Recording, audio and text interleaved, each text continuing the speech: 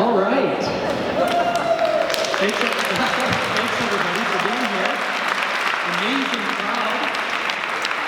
And I wouldn't expect anything less in Cook County, of course. This is such an engaged community, and definitely appreciate it. For those of you that I haven't had the chance to personally meet, I'm Grant Hauschild, obviously your state senator, and I have the opportunity and the privilege really to represent the largest and most rural district in the state. But it's not just those two things. For me, it's also the most beautiful. And I think a big piece of that is the North Shore and the magic that is, to me, Cook County. This place is really something special. And I will tell you, every time I'm down at the Capitol, I always talk about Marais, about Cook County, about Grand Portage, about an amazing place that this is, and that you all have the opportunity to live in. And I also joke that, someday I'd love to live here. So if I know everybody is looking for housing. I know that's one of the biggest challenges, but maybe someday I'll be able to find one and be able to be a part of it up here as well. So I don't want to talk at you. The goal of this is not me to give a big speech or tell you about all my priorities or do a political speech. My goal is simply to listen, hear your questions, and have a conversation and a dialogue.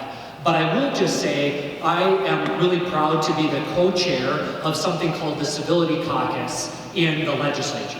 And this is a group that was created because of some of the nastiness and frankly nonsense that we see in our politics oftentimes, especially at the federal level. And really the goal of the Civility Caucus is to be able to, regardless of our politics, regardless of our ideology, regardless of our life circumstances, our race, our gender, our identity, all of those things, that at the end of the day, we understand who each other are as people. And that we have the understanding that we do have similarities and opportunities, even though we might vote differently or feel differently, to at least be able to talk to each other and treat each other with respect.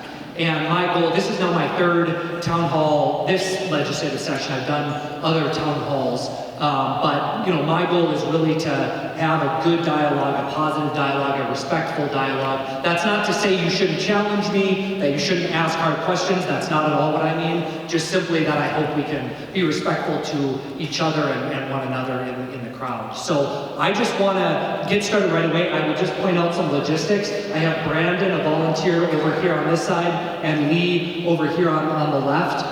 They will kind of help me keep track of people that are raising their hands for questions. We'll probably, depending on how things go, probably try to go back and forth this way as best we can. And they will do their best to try to keep track of who kind of raises their hand first so that we're not kind of missing people. But I want to do my best to get to as many questions as possible. Really appreciate the opportunity. I'm humbled to represent you all, so let's get started. Thanks so much for being here.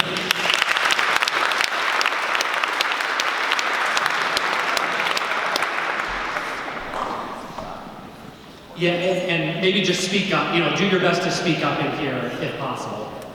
Go ahead, sir. Clarify your position on copper mining. Sure.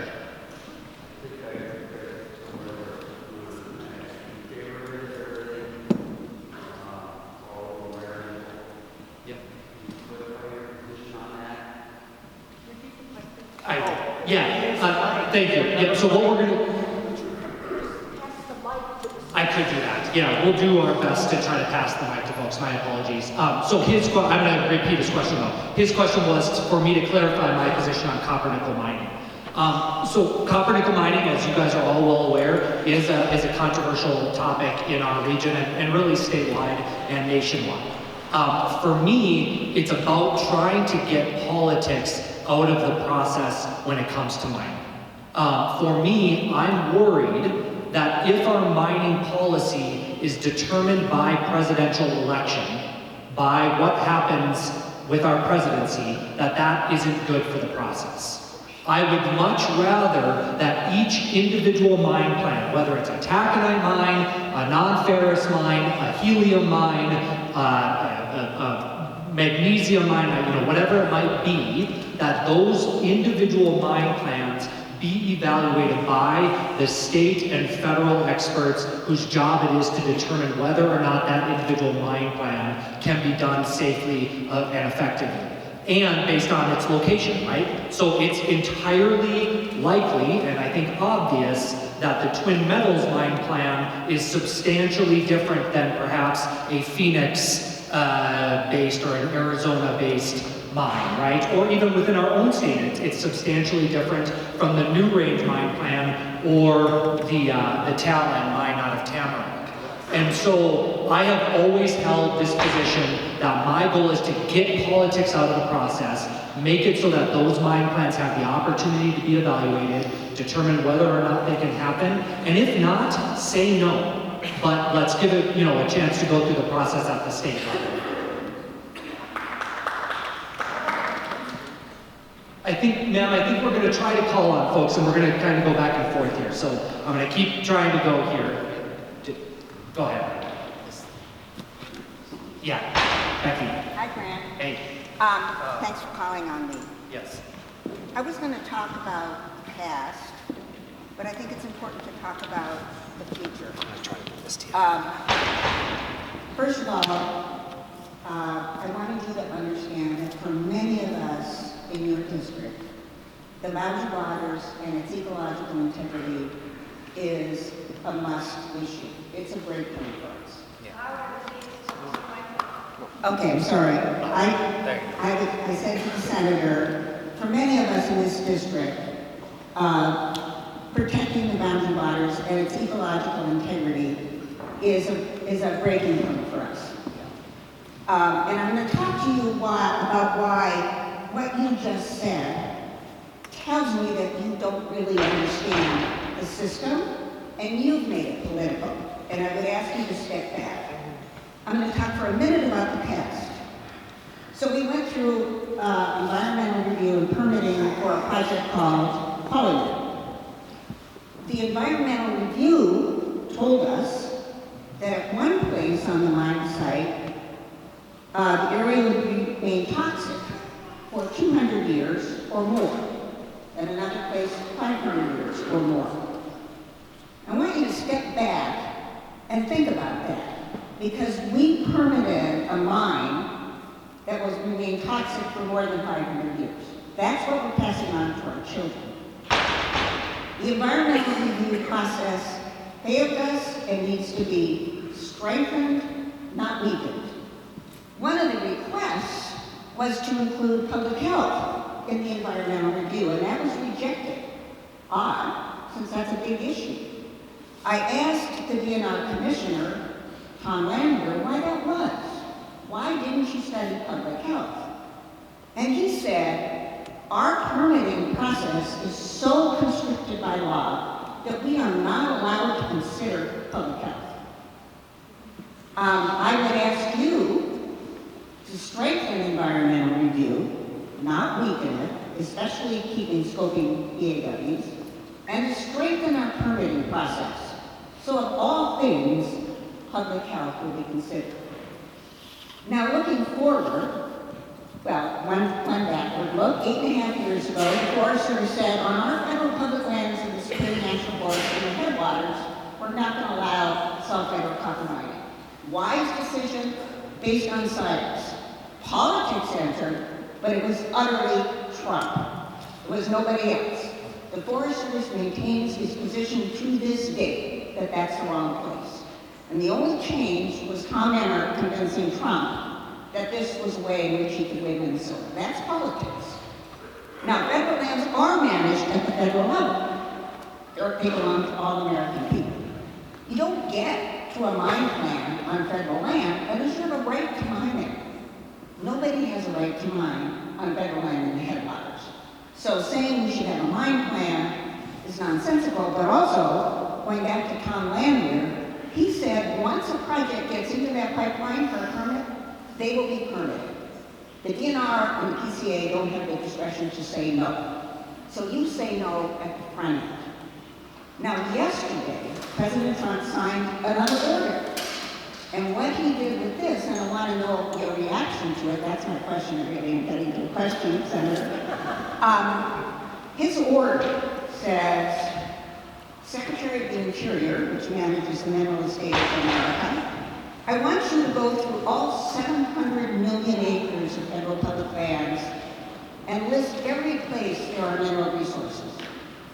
I want the highest use, the highest priority for those 700 million acres to be mining. I am declaring a national emergency.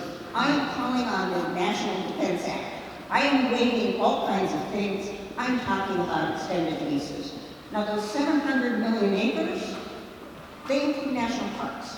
They include national wilderness areas. They include wildlife refuges. They include national forests. They include BLM lands. They include military lands. Highest and best use. Not recreation, not wildlife habitat, not watershed protection, mining.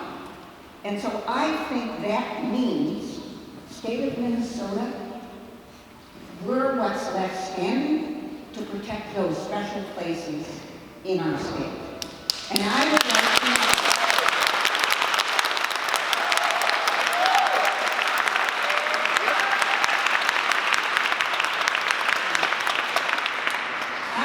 to know, what you're going to do to make sure that our beloved Voyageurs National Park, Grand Portage National Park, Boundary Waters Canoe Area Wilderness, our wildlife refuges, our watershed of the Boundary Waters, what are you going to do to make sure that what we pass on to the next generation is what we all enjoy now?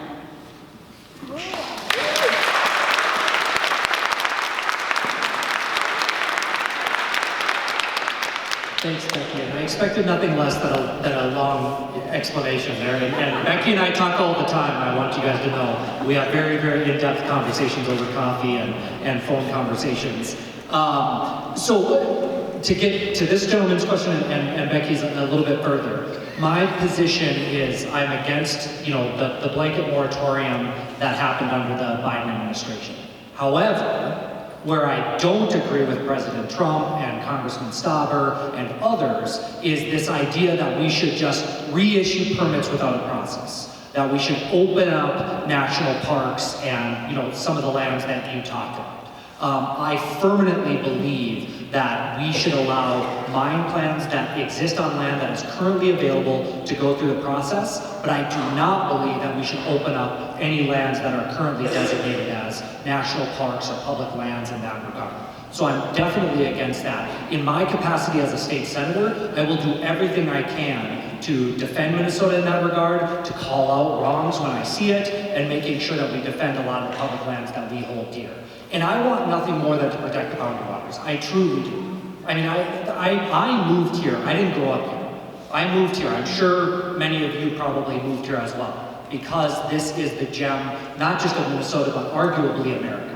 And so I really, truly believe in protecting the public lands that we have. And I do have a nuanced position on the mining moratorium, but I'm adamant about making sure that we defend against what Trump is talking about and what Congressman Stauber is talking about. And to get a little political here, I'm the last Democrat standing up here who's going to defend and push back against Trump and Pete Stauber on those issues. I am surrounded, frankly, by wolves on these things, and I'm going to do everything I can to call it out and be the one defending our areas. So I will keep doing that, I promise.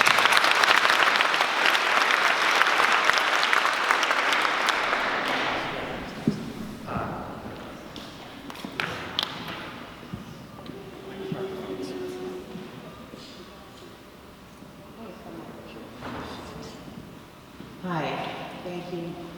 I'm a booster, and thank you. Welcome to Marais. Thank you for coming. I have a question back to the first statement that you had been making, and I'm just a little confused here. You had said that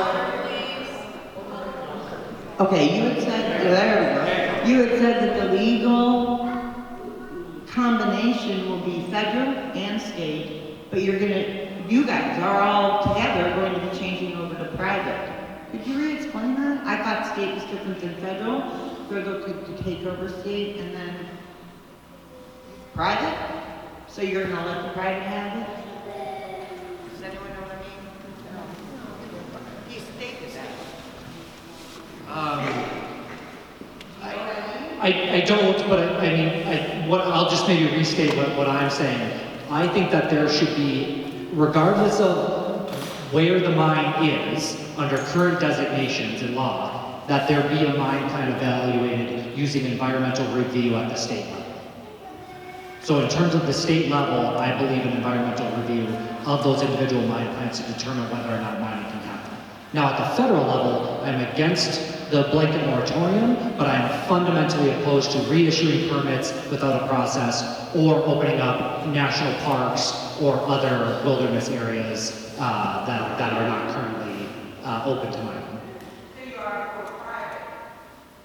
You're pushing for private. That's the first thing. She's asking if I'm for private. Yes, I mean if there's private land that's developable, they would still have to go through a permitting process, and I would same position on that. If it's private land, you still have to go through a process. We'll jump over here. There's a man Out there?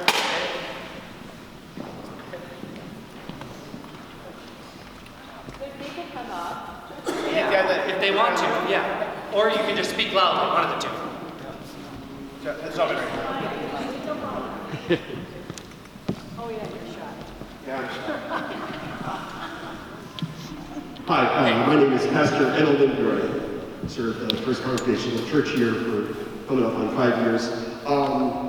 Three things I would like to lift up is, one, I'm also on the library board, and I just saw that our president has signed an executive order to eliminate all funding for libraries across the United States, and I'm just wondering how Minnesota is going to respond to that.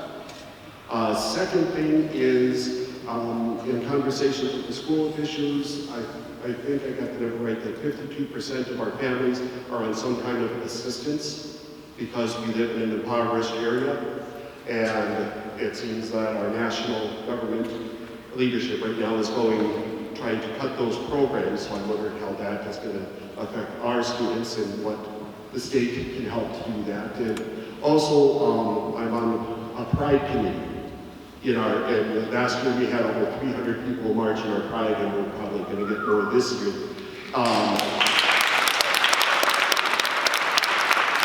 And it does look like that the current political party in charge is going to try to overturn same-sex marriage, and wanting to know if there are plans in our state government that will continue to hold those covenants and those families up.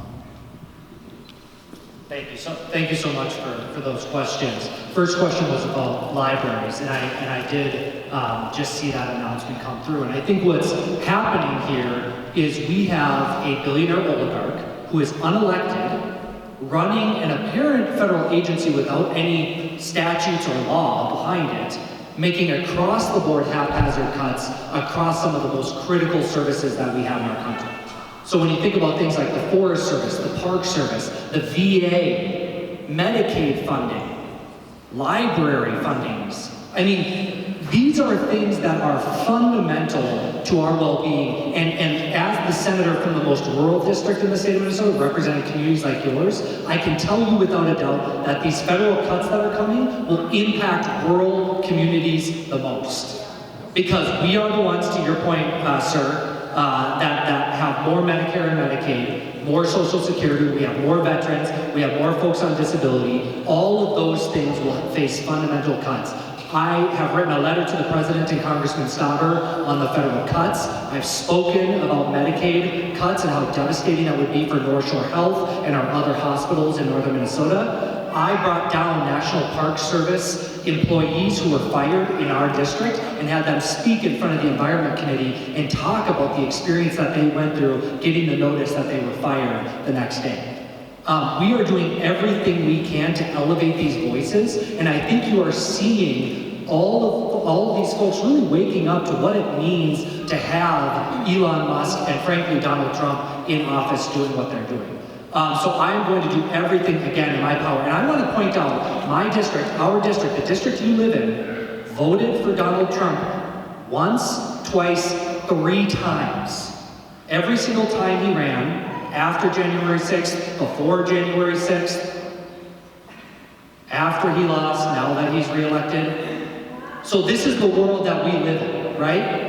But I will point out all of the terrible things that are happening and make sure that the world and the state knows that we're not going to take this here in Golden, Minnesota.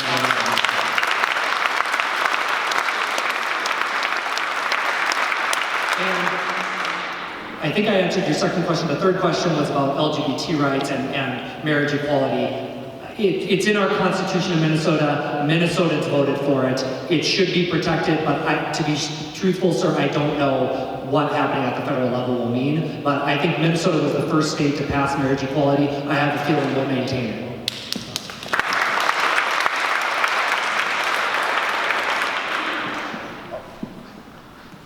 Hi, thank you very much. And first of all, I want to thank you for being here. Really got to hold the microphone as well. Okay. Okay, I'm Linda Newman. I live in Hoveland. And first of all, I want to thank you so much for being here. And also, I want to thank you for meeting with a group of us that came to the Rise and Repair Rally on the 12th to talk with you about Senate Bill 1247, the Wild Rice Bill. Yep. And that's what I'm going to bring up right now. Yep. At that point, you had indicated now that Wild Rice Bill 1247 is for wild rice, climate change, global sovereignty, and native rights. So I'm here to ask, at that time you had mentioned that you were not able to vote yes to wild rice and clean water. And what I'm hoping for, at the very least, that you could vote yes for wild rice and clean water. The layover for possible inclusion in the environmental omnibus. So is that a possibility? Can you do that? Yeah. Really good question, and I know we had a good meeting, and I've had several meetings on this bill. So there's a bill in the legislature right now that has a whole bunch of law changes that would try to make it so that we're protecting wild rice more effectively in Minnesota, because it is becoming an endangered agriculture product that is really near and dear to a lot of Native Americans and their history and culture. The bill as it is right now has some concerns for me, which is why I'm a no currently. However, I've had several meetings about it. I've met with the author on the bill. We're working through sort of what is possible with that bill. The one part that really concerns me, and I'm not saying there's not other parts that concern me, but one part in particular is regarding permits and existing permits when it comes to wild rice. One of the challenges that we face is that Minnesota has one of the strongest sulfide standards in the country. I think it is the highest standard. However, we're really struggling to meet it. And when I say really struggling, I mean we literally can't meet it.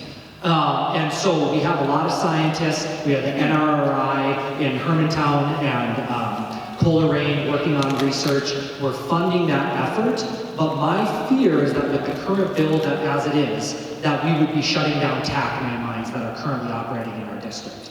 And I can't in good faith vote for a bill that's going to put hundreds of people out of work with the taconite that we rely on for the automobile industry, for all of the fundamental products that we each use every day. So I'm trying to figure out how can we protect wild rice, fund the research that we need to get to the place where we can meet that sulfide standard, and also what parts of that bill can I support that might not shut down the mine. So that's where I'm at, and I am navigating it. To your question about layover, I certainly would consider that. I just would need to know what the final bill is so that I can vote for the overarching omnibus bill.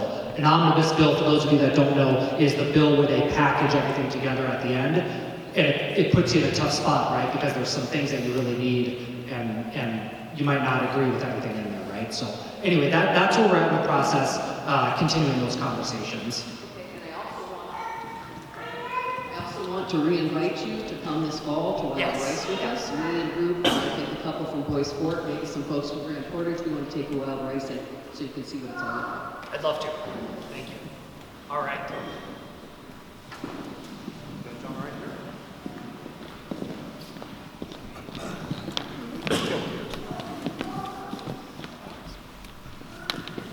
I'm Bob Cameron from Sudan, Minnesota, home of Minnesota, the first iron Good to see you. mine. Yeah. I started working in the mines in the late 60s, over 50 years I worked in the mines. I think I was at Mid-Cac a while. I drove out in the tailings swamp dikes. They were leaking 50 years ago. they're still leaking today. And we can talk all we want about doing the science, but MinTAC and the mining industry does the politics. And if we're not willing to engage enthusiastically in the political end of it, we'll have those leaking tailings ponds forever. I own a little property on the South Bushway River, right next to the Twin Meadows project. The Duncan site is leaking degraded water into Birch Lake in the South Bushway River. That site closed in 1994. They've had over 30 years to clean up that site. It's still dirty water. Last summer, I scattered my wife's ashes on the South Bushway River. And I know that mining is difficult politically, but I don't think our industry should be able to use the South Bushway River for a drainage ditch.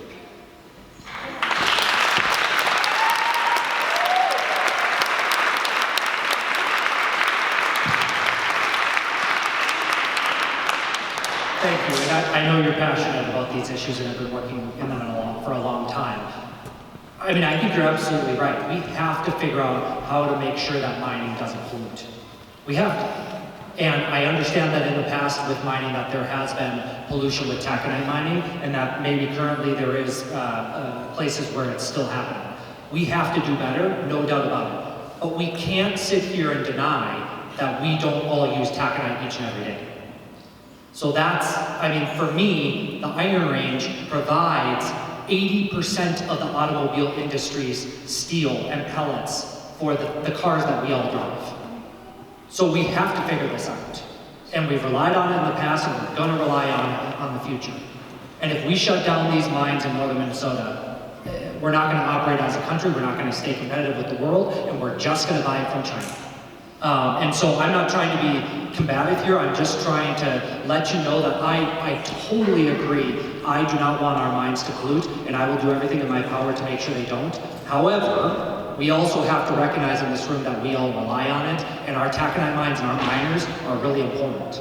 And this all comes on the news that 600 miners were laid off yesterday at HIPTAC and Menorca. These are people's lives, these are families. This has happened in history. I'm sure, sir, maybe you were laid off at one time or another working for the mines. Mining is not everything, but it is a big piece. And we've got to make sure that it's done right, and I'll keep doing that. So it's a tough issue, I understand. You know, I'd like to point out that during the 80s, I lived through that. Yeah. It wasn't that a couple mines shut down, they all shut down. Right. And we survived without the world coming to an end. If we don't hold their feet to the fire on our discharge standards, they're never going to clean up.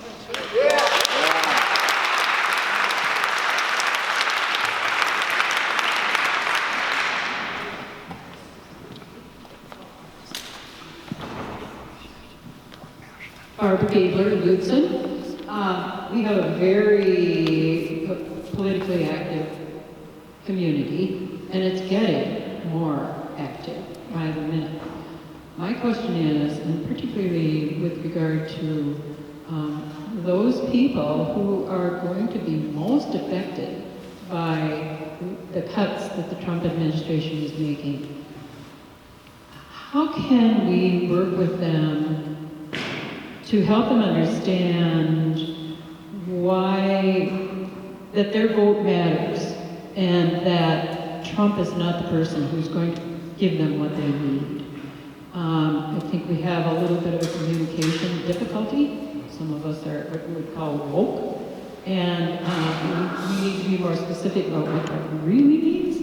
But do you have any advice to us who want to be active in the right way and get things done for a better future for the country? And thank you for being here today.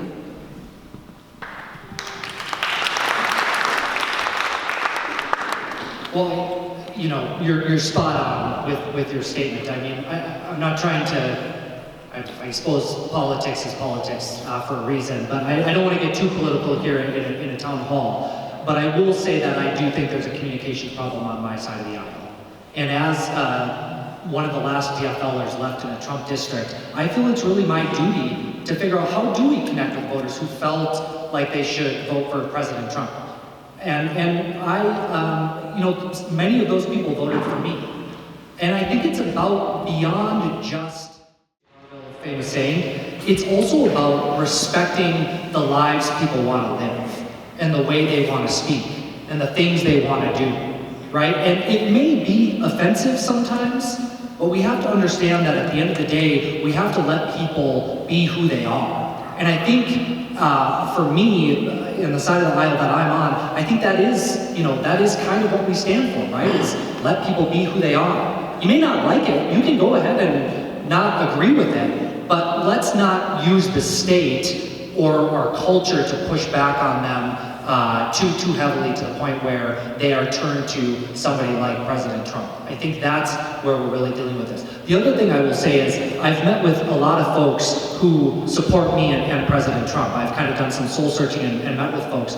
And one of the things that I've learned is, despite many of the things that we've done for workers on labor rights and paid family leave and a lot of things like that, there's a lot of those folks that feel like at the end of the day, they care more about their ability to ride their ATVs. They care more about their ability to kind of be and say and do what they want to do. And so as Democrats, we can go out and tout all of these things that we delivered, but if we're not sort of respecting who people are, that's where we kind of are challenged. Maybe we can have a different political conversation later on some more ideas, but yeah, good question.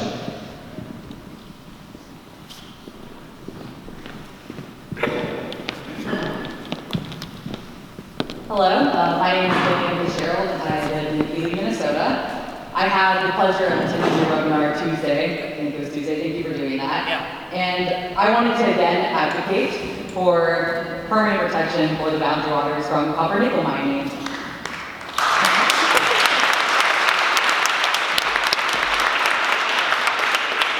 I've spent a lot of time researching both sides. I've read the Twin Metals papers, all of them. And I've read the Forest Service papers, all of them. And I've made my decision. My decision is to advocate for permanent protection. And in your webinar Tuesday, you said you haven't read the Forest Service document. Why? You say you listen to us and advocate for us, but the wilderness edge communities, we keep saying time and time again, we want permanent protection. We don't want the ping pong. We want it permanently.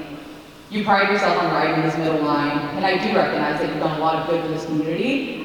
But this is a make or break issue for me and so many other people. So why don't you listen to us? Why don't you advocate for the wilderness edge communities like Ely, like Grand Marais? Why don't you read these documents and make your decision instead of just saying, you've done so many good in so many other places. We want good for this issue.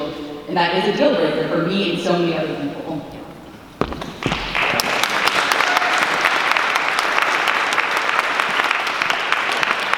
Thanks for the question. And I just want to make sure we understand the webinar you're talking about is the webinar we had with folks that cared about the Boundary Waters Canoe area and the mining issue. So that's the context of that. I just want to clarify. I just meant that I haven't read the whole thing. So I have seen the document, I have read some of it, I just didn't want to imply to you, like how you have, read it front to back and really understand it. So I am going to take time, just like I committed in that webinar, to reading the full Forest Service report and understanding that document. Your question about why don't I stand with you and why don't I side with you on this issue that's make or break for you, this is an issue that divides our district, right? This is an issue that for every person that is saying this is a make or break issue for you, there are other people that say it's a make or break issue for them on the other side. And I've had this same position before I was elected, when I was a candidate, during the Biden administration, during the Trump administration. I worked in the Obama administration at the U.S. Department of Agriculture during around the time that the original moratorium came about. So I have worked in these places, but at the end of the day, this is where my conviction is at.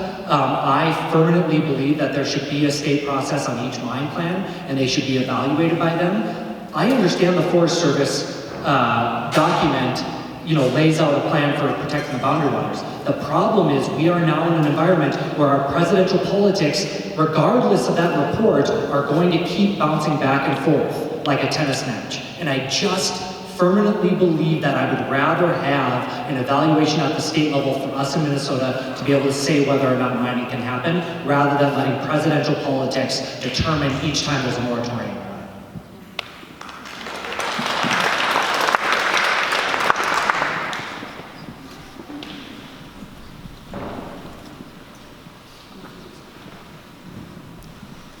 I got an easy one for you.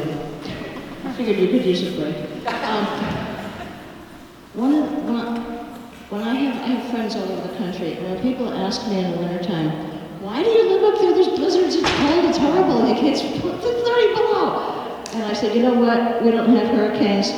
We don't have earthquakes. We don't have volcanic eruptions. It's perfect here. There's only one possible bad thing, and that would be a big forest fire. Now, when all these people in the Forest Service are getting laid off, I'm wondering how that will affect our protection the next time we have a ham. I was here for the Ham Lake fire. We had all kinds of protection. We had forest fires from all over the country in here. I think we had people from Alaska. What's going to happen with the next one? And what can you do about it?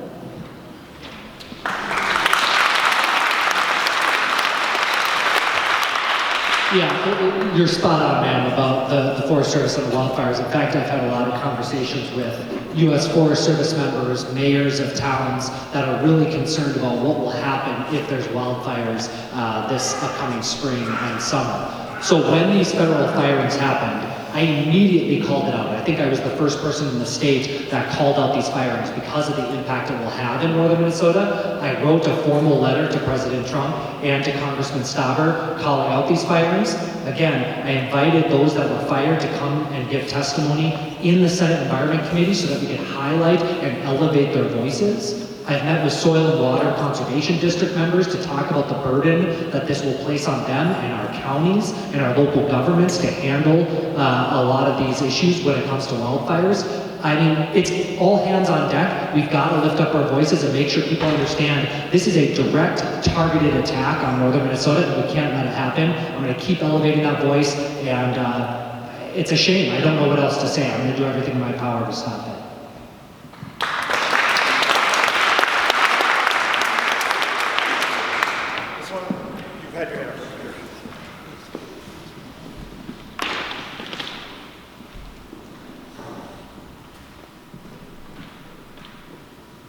There's been a lot of discussion of federal things, but I'd like to ask a question about one of your bills at the state legislature.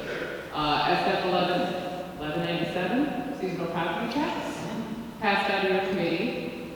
What's the likelihood that you'll have bipartisan support to actually pass it at the legislature? Good article in the press today in terms of the Star Tribune, but likelihood of it. Yeah, good question. I'm going to provide some context on this question for folks that maybe don't know about it. So you're probably familiar, how many of you are familiar with the Minnesota Miracle in Education that happened? I mean, so in the 1970s, there was a big push on equitable education funding statewide. Basically, the premise was that regardless of your zip code, regardless of your tax capacity, every kid deserves quality education, and it's the state's moral imperative to make sure that there's equitable funding in education so that every kid has that access. Rural, suburban, urban, all of the different challenges that we face, right? So that happened in the 70s. Unfortunately, in the early 2000s, under the Ventura administration and the Pawlenty administration, they made several reforms to education that really took away that Minnesota Miracle in equitable education funding.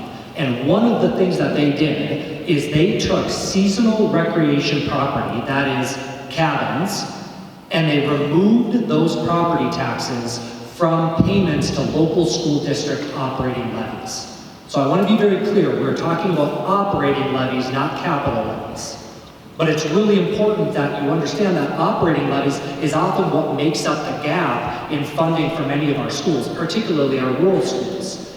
Those funds are still those seasonal recreation properties are still getting taxed. They're just sending their money to the general fund to make up for budget gaps that happened in the early 2000s. So my bill that she's talking about would take it so that we get those seasonal recreation properties back on the tax rolls for our local school districts, and it would have a tremendous impact in Cook County schools, Lake Superior School District, Ely Public Schools. I mean, we are, once again, the heart of this inequity and the problems that exist when this policy changed.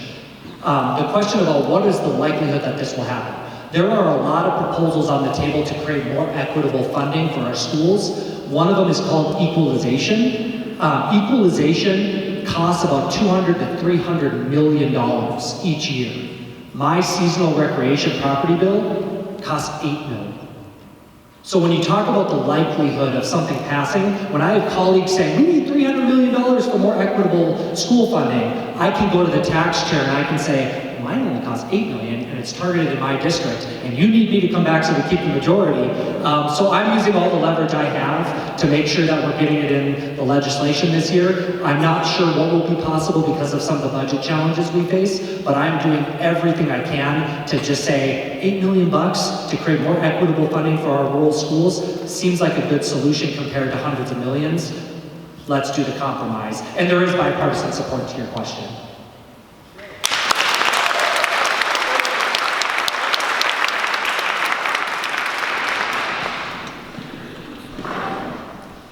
Thank you, Senator Hauschild. My name is Eva Maxwell. Like you, I am a working mom. You're a working dad. A working parent. I look around this room and I see a lot of other working parents and children in the room, and it's great to see.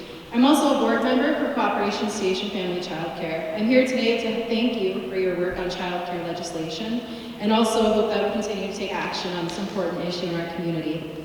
Full-time child care in Cook County costs around $12,000 annually per child, well above the national average for a county our size. Families are facing a child care crisis, and many cannot afford to have more than one child due to child care costs.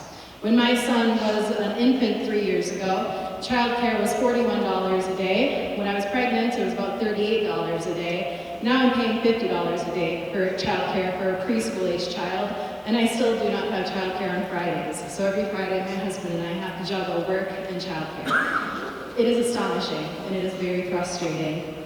While we've gained many more child care slots in our community, most of those have been for preschool-age children, not for infants and toddlers, where the real need is. Child care workers are skilled, compassionate, and dedicated, but they face low pay, high turnover, and increasing licensing burdens. I recently learned that licensing regulations have changed, so now every single year we need to get relicensed as a child care facility. That's increasingly difficult because we have to double check, okay, well, when does this certification end? Okay, we have to think 3 months in advance now. When does this certification end? It's ridiculous. We already know this is a difficult industry to work in, and we're just making it more difficult for the regulation of these. I'd like to be thinking about child care providers similar to teachers, so people who can work as child care providers often get burned out and they go to the public school system. And that's great, it's good that they have a good place to work, but why can't we give them that work environment taking care of our babies and toddlers as well? The solution will not come through one-time grants. I'm very, very tired of seeing one-time grants for daycares. I really want to see systemic change, just like our schools are funded. I want to elevate this position. The first few years of a child's life are the most impactful. There's a lot of research that talks about secure attachment, and the statistics that one infant having one secure attachment, whether it's a care provider, a grandparent, a cousin, a neighbor, or a parent, it totally changes the rest of their lives. And daycares can be a really good way that all families can be sure their children have secure attachment. Again, we invest in public education from kindergarten through high school. Why not extend that support to earlier in life when it means the most? I ask our policymakers to question, how do we increase care options for infants and toddlers, and how do we truly support the child care workforce? And I know I'm speaking to the choir on this, but I want to thank you for your work on this, and I really want our community members to think about the working parents that you see and give them whatever leniency you can do as an employer, because we are working really hard to make ends meet up here. Lastly, I do a lot of paddling with my 3-year-old, and as we hike across Portage trails, we have a theme, and it says, we can do hard things. So I want you to continue doing hard things for our community. Thank you.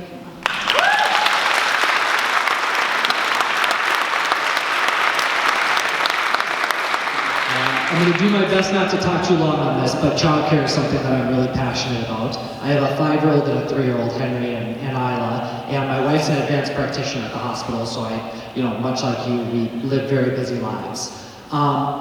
We did a lot over the last couple of years, and I'm just going to run down what we've done. We've done early learning scholarships. We've done stabilization grants to try to raise the wages for our childcare workforce. We've done paid family medical leave. This is to your point about the research that shows 0 to 5 is when kids have the most development, and those years is when it determines the likelihood of success in your life, right? Is those 0 to 5 years. And passing paid family medical leave makes it so that our parents can be with our babies when they're born for those critical development months. So I'm really proud that we were able to do that. On the worker pay side, I just have a story. So my son and daughter go to the YMCA in Hermantown, and I want to thank the YMCA for having us here today because these are critical services in our community. But I have had 2 experiences in my life that were eye-opening. One was I was with my kids in Target, and I'm walking down, and all of a sudden I hear somebody calling my son's name, Henry, Henry, and I think it's like a family friend or somebody that we know, and I look behind me, and it's his teacher, and I kind of recognize her, from dropping him off and things like that, and she tells me, Senator, I just want you to know this is my 3rd job that I have. The people that are in essence raising our kids have to have 2 or 3 jobs in order to make it. It doesn't make sense. We have to have universal childcare, just like we made a conscious decision to have public education. The other story, and this one is a little bit harder, I work all the time in the Senate. I come home, I have to go to a fancy banquet, I'm in a suit, I sit down at the table and it's a plated dinner.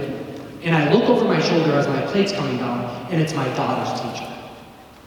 So again, the person helping raise my kids while I'm in the legislature, I come home to some fancy dinner and she's serving my dinner after having cared for my kid during the day. It is a moral obligation that we look out for these people and that we figure out a way to do it. So I have several proposals on the table. One would make it so that no middle-class family spends more than 7% of their income on childcare, but I also know it's about availability. So I'm trying to create some stabilization grants for our rural communities to get childcare up and running so that it's sustainable and ongoing, to your point. Because we know that in many of our rural communities, it's not just about affordability, it's literally about availability. And if we want our rural communities to be vibrant, if we want our schools to be full, if we want the future workforce that we're gonna need, we have to make it so that we have childcare. This issue should matter to everybody, not just young parents. So for those of you that maybe have grandkids or never had kids, please help us champion this issue because it matters for our communities. If you look at America across the board, we will not grow other than immigration. Our domestic growth is in decline. That is a problem. This is an economic, a moral, and a personal issue for a lot of folks, so we've got to do everything that we can. So I'm going to keep fighting it. It's a long haul. Making universal childcare will cost a lot of money, but I guarantee you that it would have a transformational difference on our communities and our economy, just like public education did. Thank you.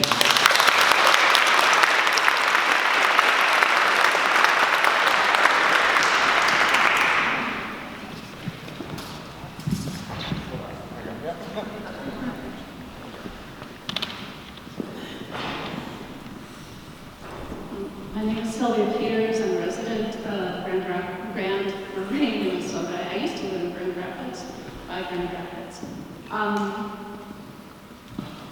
You brought up a point about mines shutting down in 1985. My husband was one of those who was let go. And it totally turned our family upside down. Generations working in the mines. And his point, he's a strong believer that the mining companies need to be cleaning up their messes. He lived south of Pengilly, Minnesota. He worked for Montana, which no longer exists, Montana, by Nashwauk, Minnesota.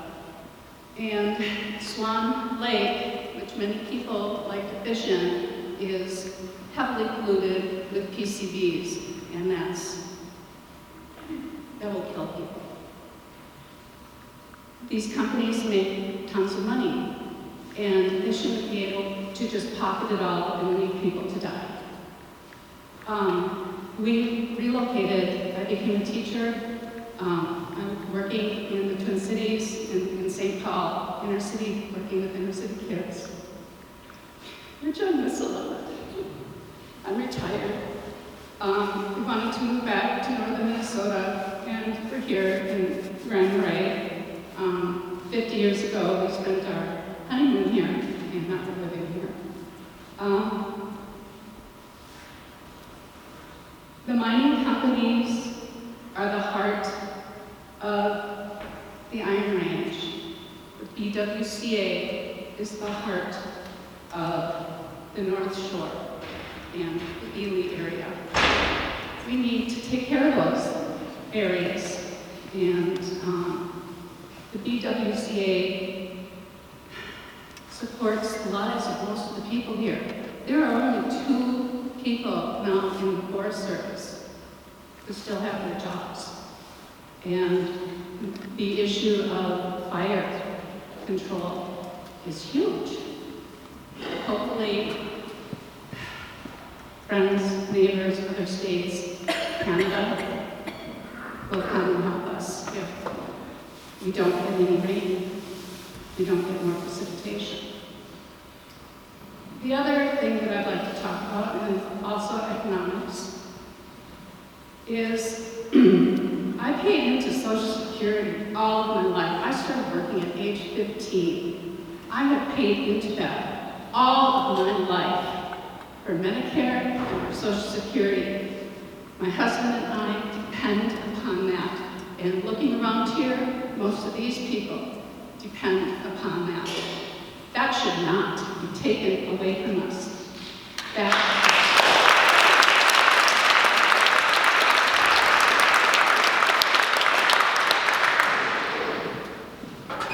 As taxpayers, we the people should be getting back services that support us.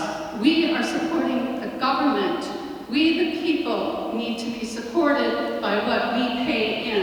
And that all of this is being cut is so infuriating to me.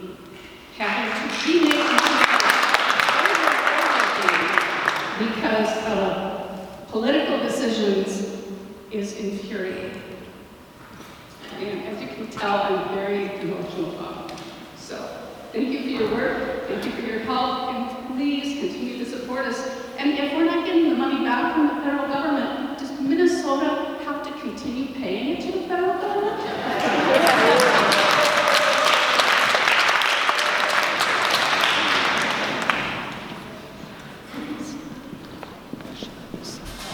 Well, thank you so much, ma'am, and I'm sorry for the story about your husband and being laid off. I totally agree with you on everything you said in terms of protecting Medicare and Social Security. I just want to point out, I think you were kind of making this point, but for the audience, Minnesota pays in more to the feds than we get back. We are a pay-in state. And so to your point, if there are cuts, why are we taking on those cuts when we pay in more? It's something that we've really thought about in the state legislature. How can we make that statement? Are there ways for us to hold off funding? I don't know, but we are working through a lot of those questions and going to be pointing it out a lot. So.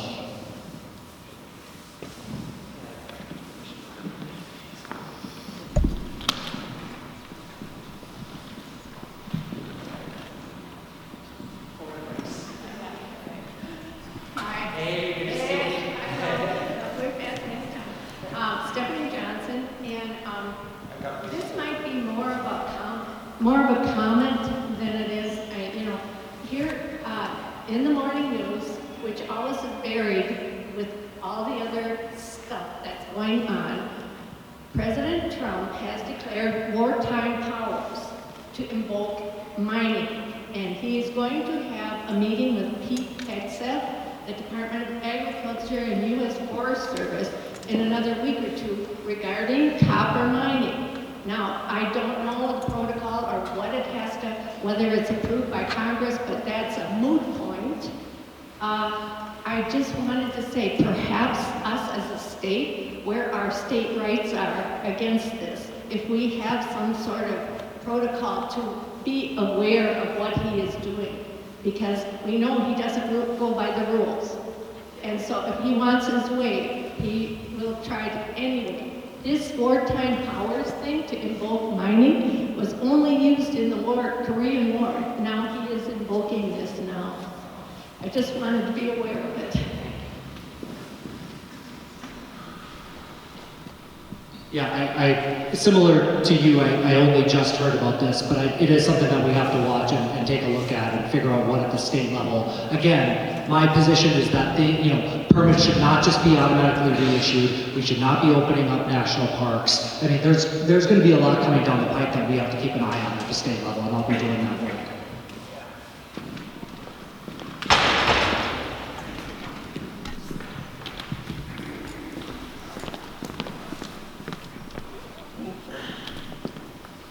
Senator Hauschild, thank you for being here. I was at the meeting earlier at the courthouse, and you had your darling little 3-year-old with you. I know you care about children, and children are our future. They are the ones who are going to be the teachers, the doctors, the lawyers, the retail clerks, the postal carriers. They are our future. And I am a wife and mother of 4. Our 4 children graduated from Cook County High School. And each child had less opportunity in school than the one before it. And now we have in our state, which used to have just such a great education. Minnesota schools were terrific academically. Now our schools are going down. President Trump recently said of the 40 countries in our world looking at their education, we are number 39 or 40. How very tragic. And yet we're spending more per student than any of those countries. And now we're hearing children's mental health is such a challenge. We're needing caregivers for children for mental health issues.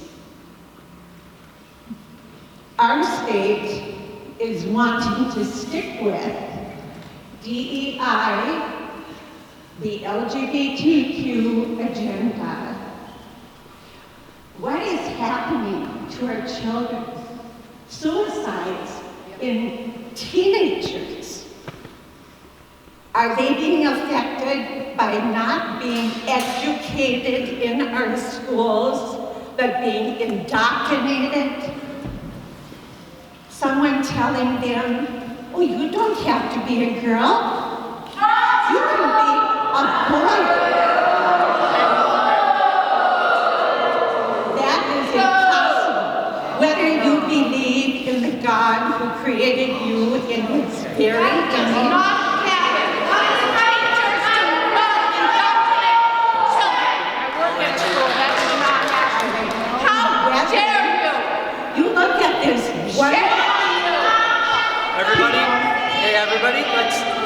Let's take down the temperature a little bit. Ma'am, I'm going to answer your question. Okay. I think I know your question. Thank you. All right. But we have a beautiful creation that we live in here. Who do you think gave it? Thank you, ma'am. Thank you. Okay, everybody, please. Everybody has a right to their opinion. It's a democracy. It's an open town hall. And you also have a right to be mad. And that's okay. I fundamentally do not believe that diversity, inclusion, and LGBT has anything to do with the quality of our education.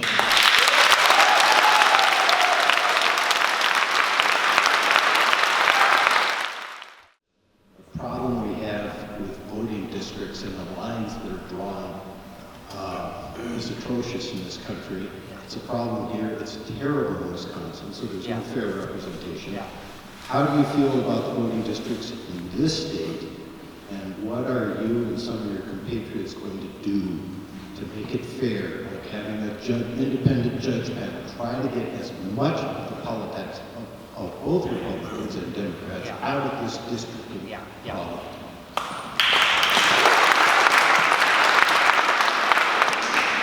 It's amazing how gerrymandering and the way that districts are drawn has such an impact on our politics. Now, I will say the good news is, in Minnesota, it actually is not a problem. Not because of any laws that we have, but because of circumstance. Over the last 50 years, the state of Minnesota has not had partisanly drawn districts. We have always had a judge panel made up of Supreme Court justices and other independent judges that determine our districts. And the reason that's the case, ironically, is because of the bipartisan control of the legislature that has happened perfectly during the time of the census. And so we've had trifectas, we've had government control by one party, but it's never been during redistricting. In the recent history, over the last 50 years. So the district that I'm in and the congressional districts that we have are not, in fact, gerrymandered here in Minnesota. Now, sir, you pointed out Wisconsin. That is probably the most atrocious example of gerrymandering in the country. They are a neighbor. They're nearly identical to Minnesota, but look at the politics. It is dramatically different what has happened between Minnesota and Wisconsin over the last 50 years. The good news is, I will stack up Minnesota against Wisconsin every single day on almost every single issue because of what we've been able to do in this state. But, what we can do in the future, I believe there's an effort to have Minnesota join the Electoral College Compact. What this would do is it would designate our Electoral College votes once 270 electoral vote worth of states join the compact. So we would basically voluntarily sign up, and then once enough states to make a difference at the presidential election on the popular vote sign on, we would join and make it so that the popular vote determines who the president is.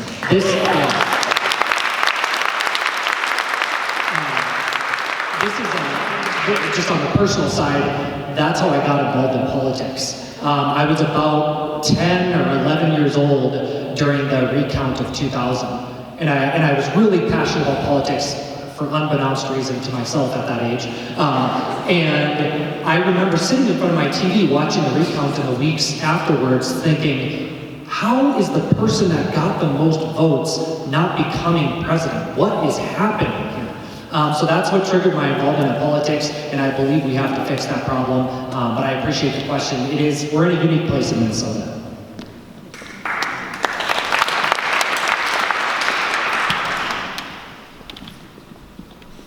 Good afternoon, Senator. Thank you for coming.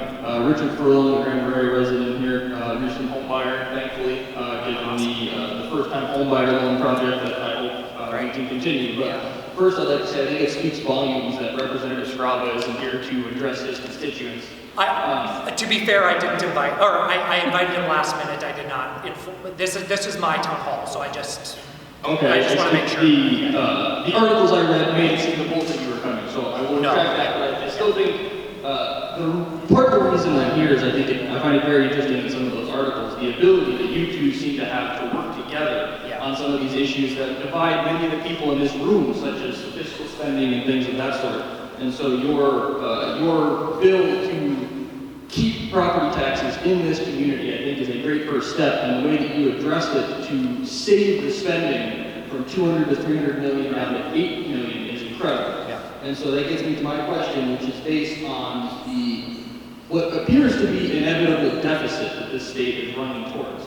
Over the next couple of years, they're talking a couple $100 million in surplus. By 28 or 29, we're talking $6 billion in deficit. You've got a $3 billion approximately rainy day fund. I'm not sure that fund is the appropriate mechanism to support unchecked fiscal irresponsibility, basically.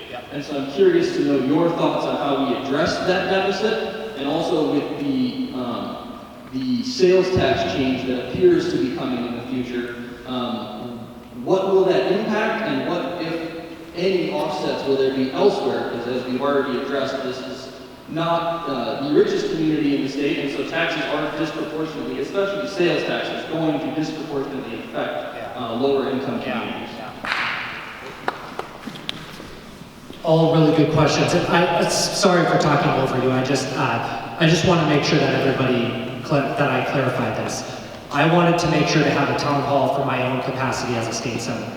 And so I did not do this alongside Representative Scraba, not because I don't appreciate him and respect him and like him a lot in terms of our ability to work across the aisle, but particularly on the mining issue, I'll just be frank, and a couple of other issues, I was hearing from constituents that they wanted to talk directly to me, and I just felt it was appropriate to do an individual town hall. So I did invite Representative Scraba very last minute if he wanted to be here, but I don't want anyone in this room to feel like Representative Scraba's hiding or like not here for any political reason like that. So it was just an individual decision by me. To your question about fiscal issues, Minnesota is really unique nationwide. There's only a couple of states that base our budgets in the out years. Many states, most states, a majority of states, only look at their 2-year budget cycle. In this current budget cycle, to the gentleman's point, we have about $3 billion sitting in the underlying budget to make up for possible fluxes in the budget. In addition to that, we have another $3.5 billion in a rainy day fund. So right now in surpluses, we have about $6.5 billion. Unfortunately, there are growing costs based on inflation that are eating into that surplus. So if you consider the inflated costs, our current budget right now is $400 million, which is still good, right? Like we have a $400 million surplus for this budget cycle. Any other state in the country would be saying right now, you are in a surplus just like we are, right? Based on those numbers. To the gentleman's point, when you look in the out years, because Minnesota is much more fiscally responsible, we project outward what our budgets will look like so that we can try to fix things before the train wreck happens. So we look out 4 years on our budget. The two things that are eating up the most costs that are causing us to have a $6 billion deficit in the future are disability waivers and healthcare costs and special education for our kids. Those two costs alone are 80% of that $6 billion deficit.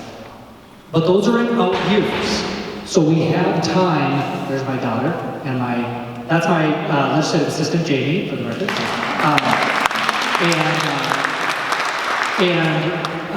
Where was I? Sorry. So so we have this surplus and.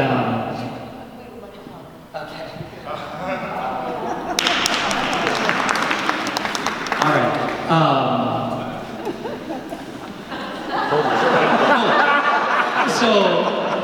So we have to fix that with the budget deficit this year, and I think we have time. We have 4 years to figure out those costs. Now, the challenge for me, morally, is how do I cut disability services and special education to balance our budget?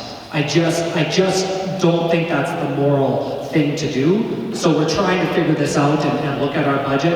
I will not vote to use the rainy day fund, and I won't vote that we don't fix the out years in this year's budget cycle. So we're gonna have to make a lot of tough decisions.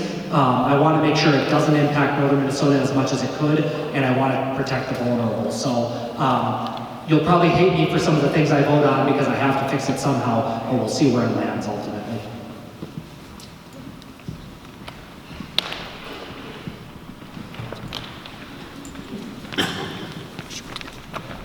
Hi, my name is Janet Simonet. I live right here in town, but I have a cabin on Island Lake in Friedenberg, so we're neighbors.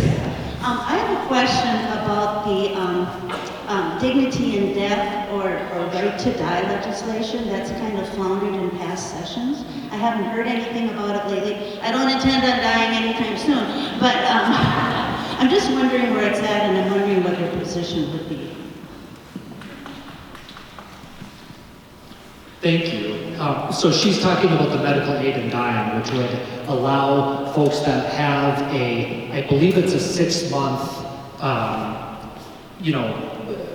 diagnosis from a physician that they're going to die. And they might face substantial health problems as they die, and the opportunity to be put to rest by a physician. I will say I've had a couple of experiences in my life, much like I'm sure many of you. I had an aunt with glioblastoma, and watching her go through the process of dying was one of the most painful things I've ever seen. And so I think there's a lot of issues for me where I believe something in my own heart or my own convictions. I will be honest with you, I think I'm there personally, and I think I would like that option for my family and my own life and my wife and my kids. I don't know if our district is there yet. And I don't know if this issue has been socialized enough in our communities among people to understand what it means and what it would do. I think people hear medical aid and dying or euthanasia, and they get really scared about what that could mean. And so I think the bill needs some work. I think more conversations have to happen. But it's not something that I'm ready to vote on right now. But I understand the issue personally, and I hope we can find ways for people to die in dignity.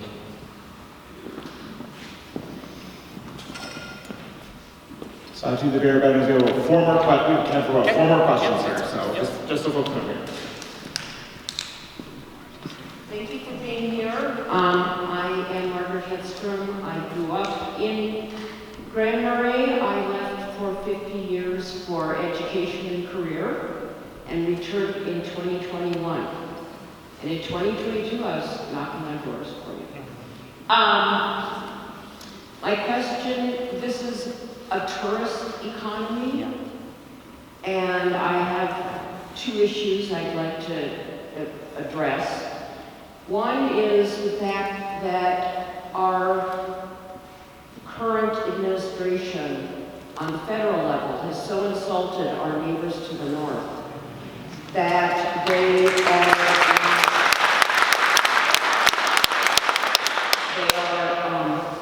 much less inclined to come to northern Minnesota to vacation and to shop.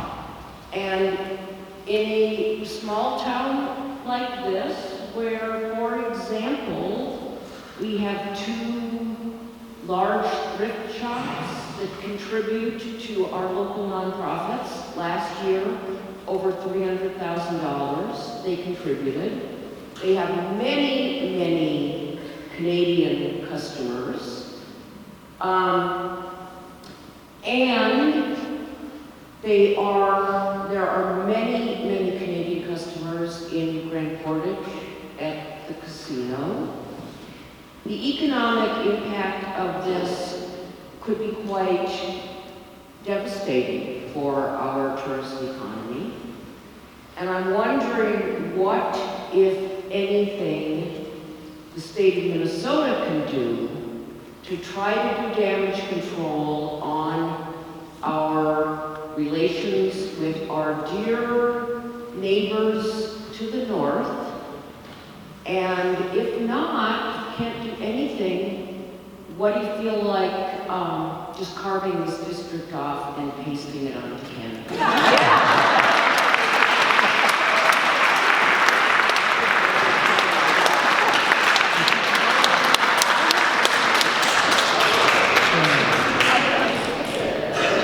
I mean, I totally, fundamentally, obviously agree with you. Here's the thing. One of the things among many that are scary about what's happening at the federal level is that the United States is making a conscious decision to turn our back on our closest allies, on the people that we work with to create the incredible economy that we have. People that we have gone to war with to protect democracy, right? And it's a real shame, and it's impacting, I mean, geez, how many times have I said the things that are happening at the federal level are going to uniquely impact northern Minnesota? Another one, I think that's like the 6th one.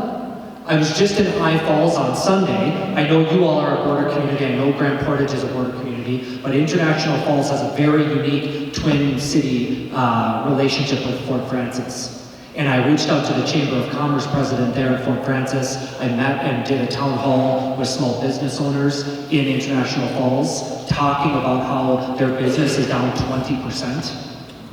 During this, Canadians are saying they're not going to come across the border and shop at Menards and local businesses. Grand Portage, the casino, to your point, is going to be dramatically impacted by this.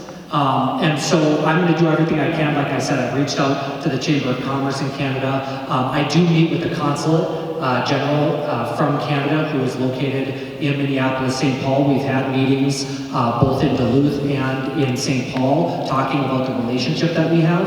I don't know if you guys know this, but our district has 65% of the Canadian border in Minnesota.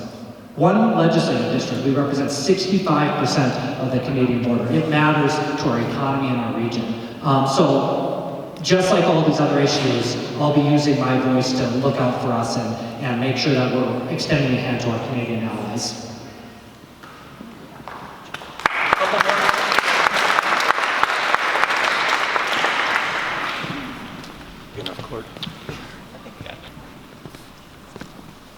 Great, thanks so much for being here. I am among those who are disgusted and appalled with what's coming out of Washington and the attacks on our federal supports and federal agencies. And there's been a lot of questions to you about, well, what can you do about this? But I'm going to ask you to recommend to us what we can be doing to push back.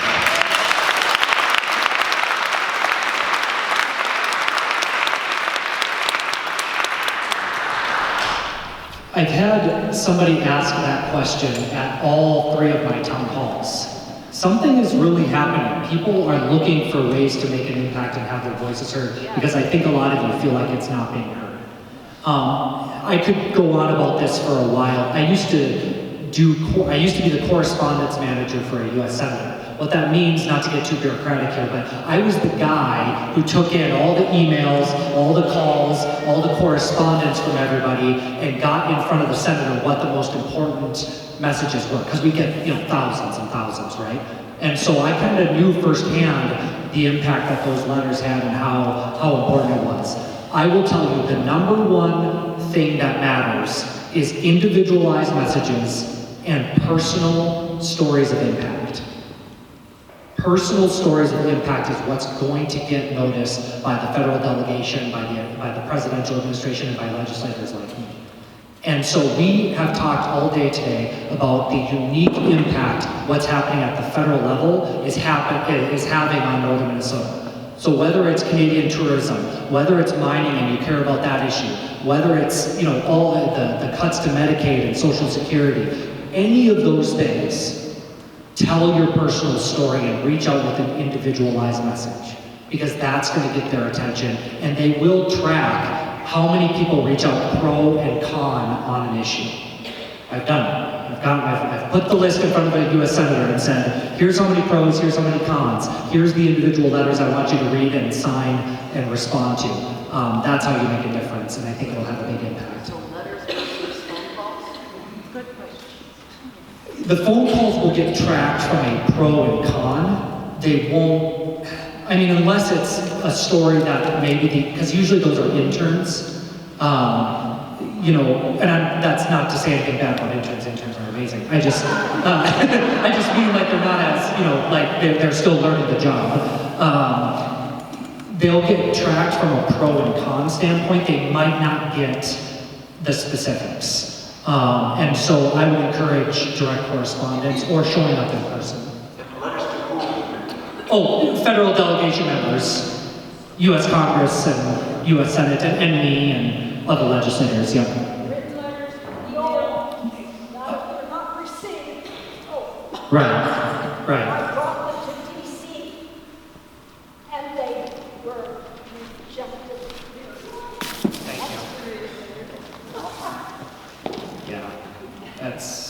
We have a unique challenge happening here in our district, I think, which is unfortunate, but I hear you. Grant, how many town halls have you had in the last, two weeks or so? 2 weeks, this is our 3rd one. We have another one in Two Harbors on April 5th. If anybody would like to come down, we'll be there at, I think it's 1 o'clock to 2:30. And then we're going to be scheduling more as well, so I'm doing my best to get around. And I might ask Pete Stauber that. Yeah, and see Pete Stauber.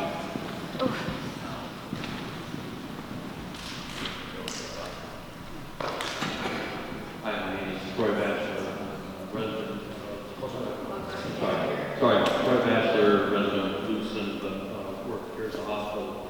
I don't have a question, I just have a couple of quick statements. There's a House, Bill 2289 called the Quality Patient Care Act. I just want to bring it to your attention because I think that bill is extremely detrimental to healthcare across the state, and particularly detrimental to healthcare, rural healthcare in the state.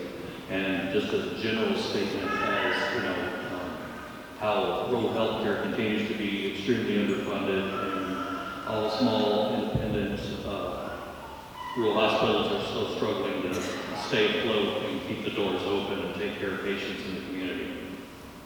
Really what I have to say. Thank you.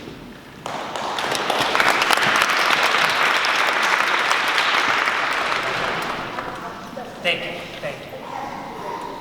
Okay. Okay, I think we're going to do like one more question? Yeah. Gentlemen. Oh, sure.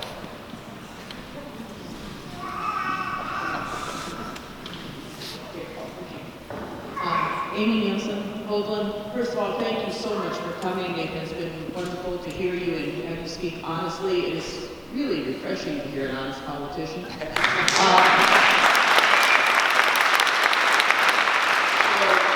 I didn't really want to be the last person to speak today, but a lot of concerns about the mining, and I'm going to come back to it, but I'm going to approach it maybe a slightly different place.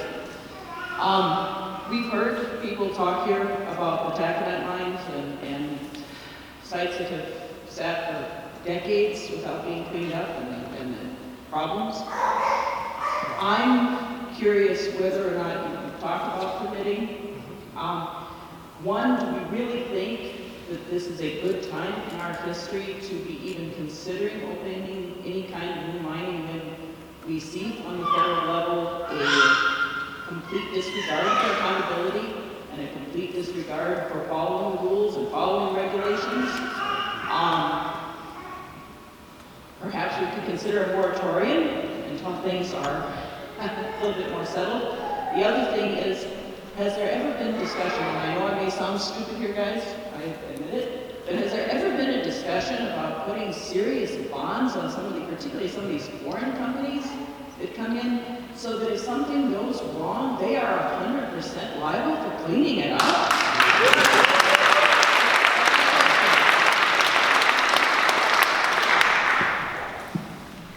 Well, it wouldn't be a Cook County Town Hall, I don't think, if we didn't start and end with mining, so I think that's good. It's a great question, and I think I'm not at a place where I'm ready to do a statewide moratorium. I mean, like I said, I'm not very supportive of that. However, I just want to reiterate my position, which is that I fundamentally disagree with the Trump administration and Congressman Stauber on the idea that we would reissue permits without a process, that we would open up national parks or our public lands to mining. Those things are not where I'm at, and I will do what I can as a state legislator to call those out and defend against what might happen given the uncertainty and chaos at the federal level. Oh, yes, I'm sorry.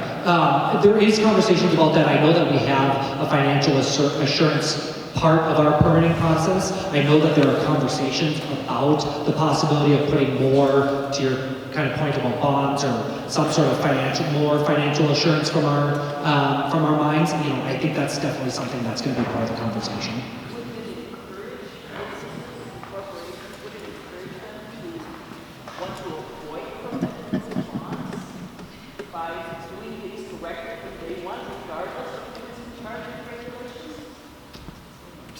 I just simply don't know the answer to that, but it's a good point. Yeah, that could it encourage them to do things right from the beginning? Certainly that could be part of it. Yeah, awesome. We have one more question. Okay, why don't we get the gentleman in the back one more question back here, and then we'll be done. Thank you guys. Thank you so much.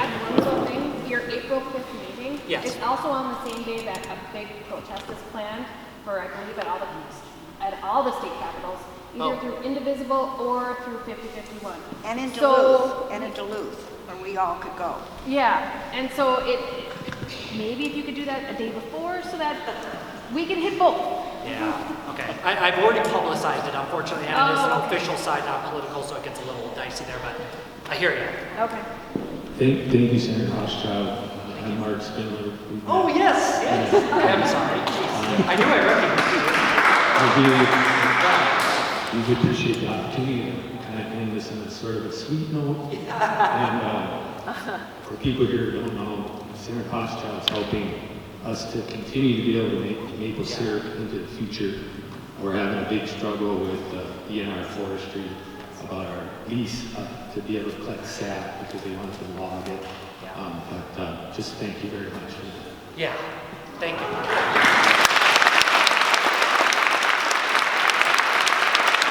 So,